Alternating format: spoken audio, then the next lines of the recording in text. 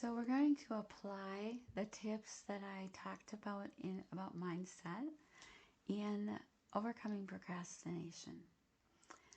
One of the thoughts that you need to realize is so important is that you do not have to do the whole thing now, but you do need to begin now.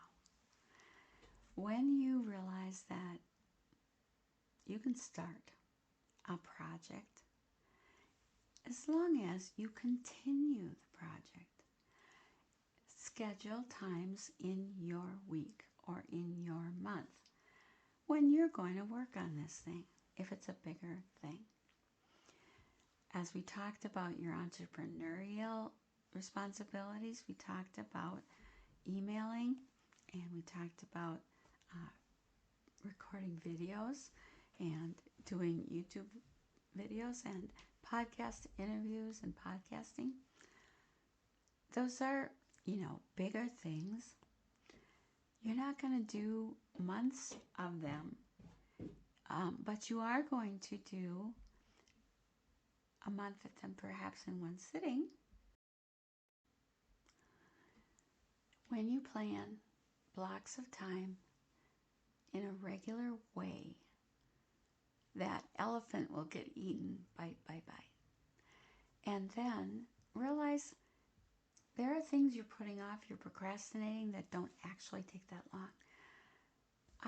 For quite a long time, I don't know how many years, maybe years, I procrastinated to unload the dishwasher and load it. And so my kitchen wasn't getting cleaned up. I was putting it off because I thought it was a big job.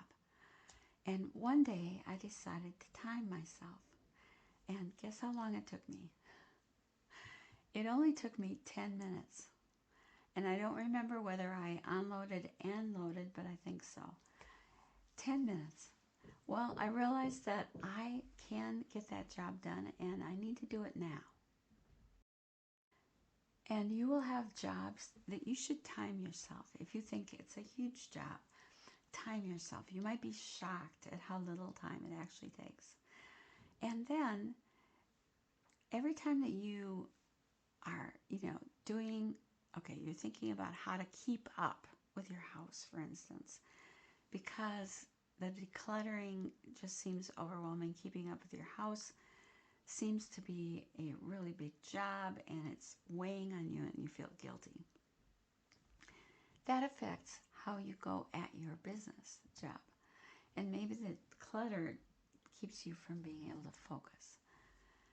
What you can do, and I recommend, is having small periods of time, 10 to 15 minutes, 3 times a day, once in the morning, once in the evening, right before bed, and sometime within the day.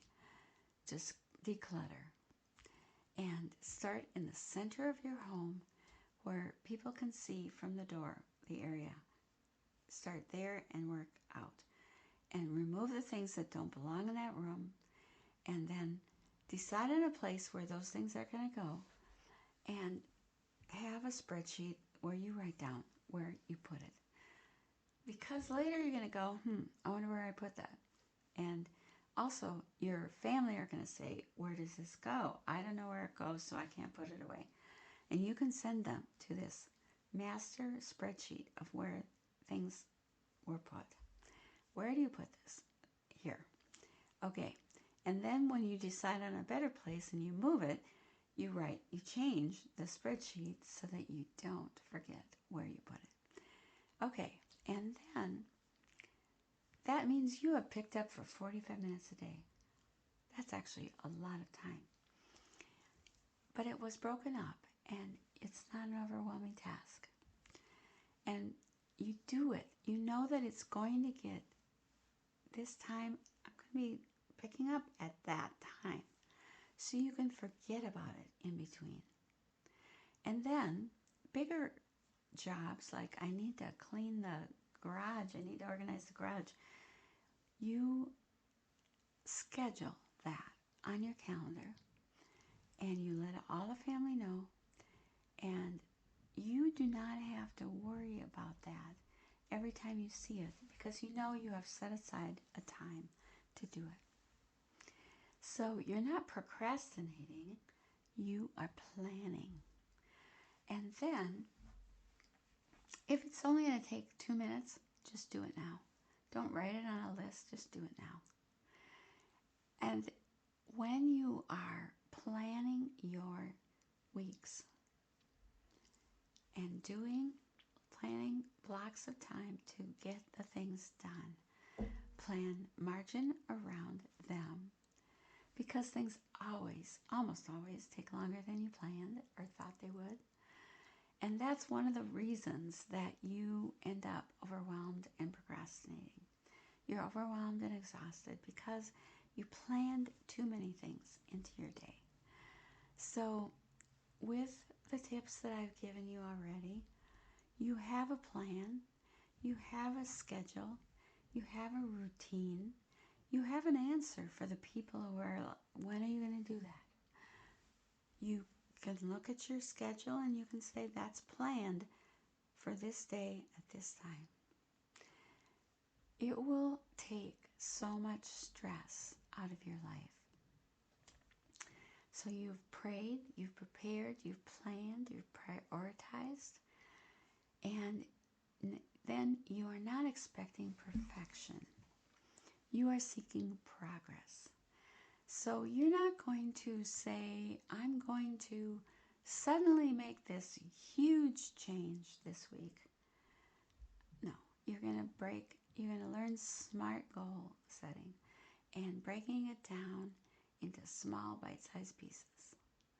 And you're going to make decisions, but you're going to recognize that there are going to be distractions and interruptions. And because you've planned time blocking, because you've used these other tips, you're going to have way less distractions. You're going to be able to focus so much better. And you have decided what are the most important things to get done this week. You've decided when you're going to do them. You've decided and you've planned fun things into your week as well.